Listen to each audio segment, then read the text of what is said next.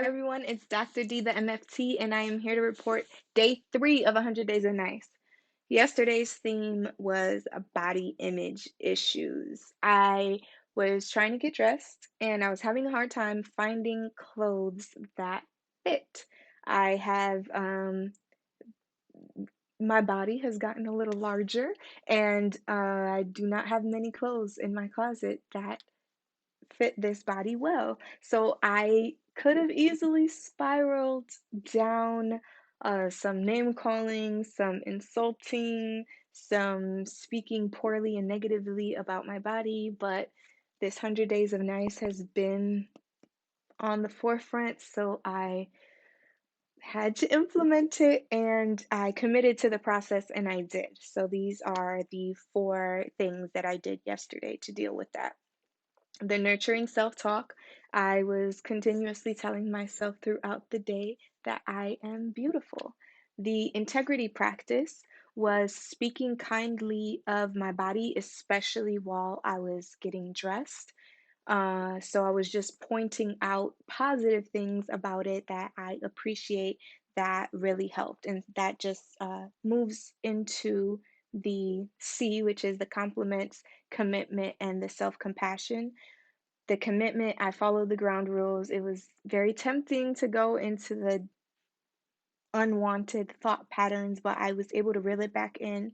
The compliments I had for myself, I was looking at myself and appreciating my body for being full and abundant and curvy, and I was highlighting my beautiful eyes, and I love that I have high, full cheekbones.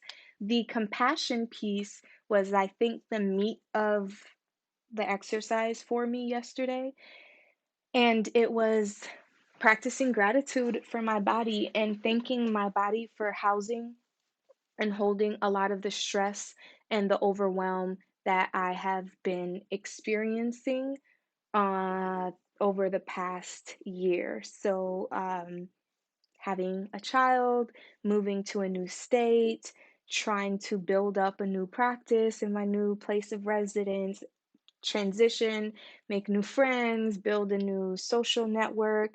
A lot of that stress and overwhelm of those things, I was focusing so much on those things that I was neglecting a lot of my self care work. And my body was holding a lot of that stress and holding a lot of the overwhelm.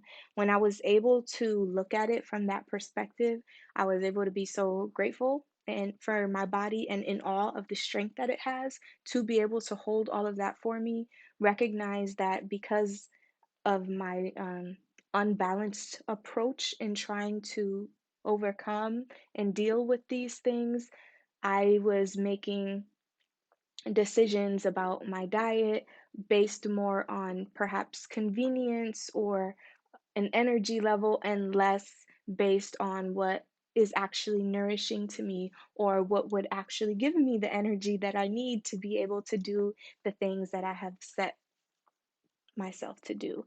So I was able to look at my body and be grateful for what it has allowed me to get through and holding all of it for me while I was trying to figure all of these other things out. And now I'm in a place where I'm able to look at that and understand how important it is to deal with those things head on. Ironically, as I was having these conversations with myself a few hours later, a friend texted me and asked me if I would be interested going on a run with her. If you know me, I am not a runner. Like, my husband is a runner, I am not. He tried taking me running one time and I ran to the to the stop sign. And but again, okay, this is the self-talk piece. So I told myself I can't say can't. No can'ts. So I told her yes. So I'm gonna go running tomorrow. And I can do it because I have legs and they move and I can make them move and I can breathe and I will run. So let's see how that goes. But yes, that was that. And the last step is E, which is the emotional intelligence. Yesterday, I felt a lot of hope and excitement, and I felt very loved. So that showed me what it is that triggered that. I paid attention to what triggered those things so that I can continue to invest my time and energy in those things. Reaching out to my support system helped me feel that love. So that's definitely something that I want to make sure I continue to do.